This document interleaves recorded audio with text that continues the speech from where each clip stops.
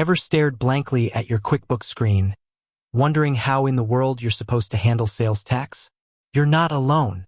For many small business owners, the thought of filing sales tax can feel like navigating a confusing maze. But fear not. Today, we're going to demystify the process and show you exactly how to file your sales tax using QuickBooks. Now, before we dive into the nitty-gritty, let's quickly chat about why sales tax is so important. It's not just about collecting money. It's a legal obligation. Sales tax is a consumption tax imposed by many state and local governments on the sale of certain goods and services. As a business owner, you act as a collection agent for these authorities. Failing to collect and remit sales tax correctly can lead to penalties, interest charges, and a whole lot of unnecessary stress. So, getting this right is crucial for the health and compliance of your business. Think of it this way.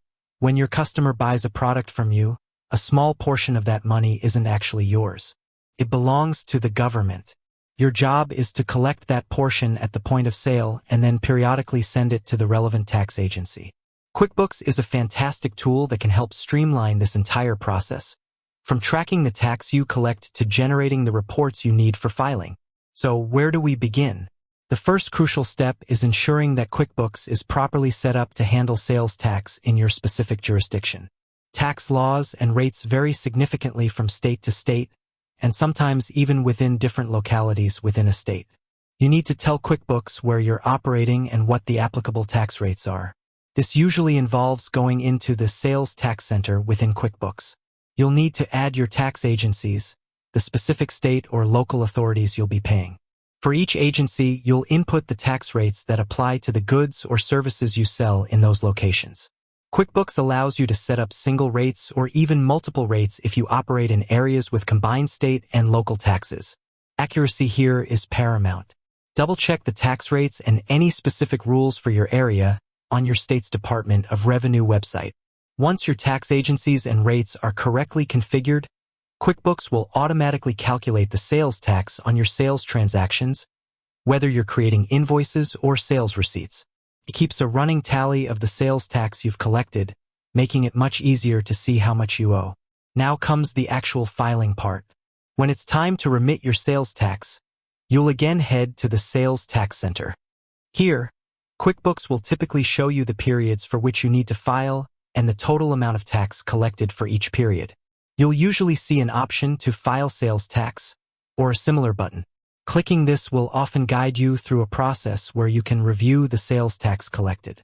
QuickBooks will generate a sales tax liability report, which details the taxable sales and the amount of tax collected for each jurisdiction.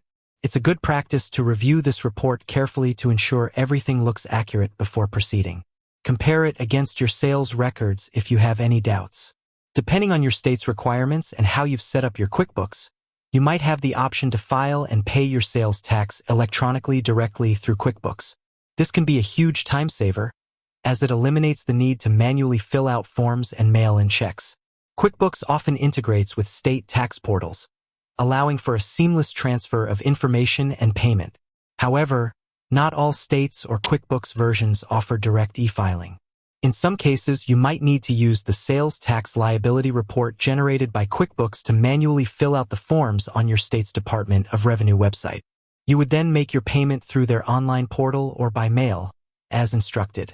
Regardless of whether you're e-filing directly or using the report to file manually, pay close attention to the filing deadlines.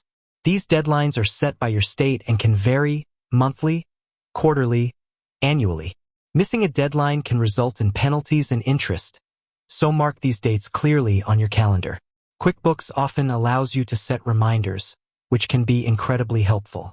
Another important aspect to consider is sales tax exemptions. Certain customers or types of sales might be exempt from sales tax. If you have customers who are tax exempt, for example, certain nonprofit organizations, you'll need to set them up correctly in QuickBooks and ensure that the taxable box is unchecked for their transactions. You'll likely need to obtain exemption certificates from these customers and keep them on file for your records. QuickBooks allows you to attach these documents to the customer profile for easy access.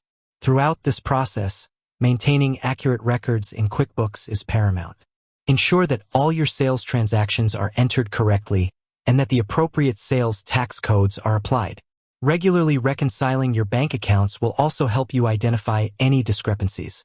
If you ever find yourself unsure about any aspect of sales tax or how to handle it in QuickBooks, don't hesitate to seek help. Your accountant or a QuickBooks Pro advisor can provide valuable guidance tailored to your specific business and location. State revenue agencies also often have resources and FAQs available on their websites. Filing sales tax might seem daunting at first, but with QuickBooks as your tool and a clear understanding of the process, it becomes much more manageable. Remember to set up your tax agencies and rates accurately, review your sales tax liability reports, adhere to filing deadlines, and keep meticulous records.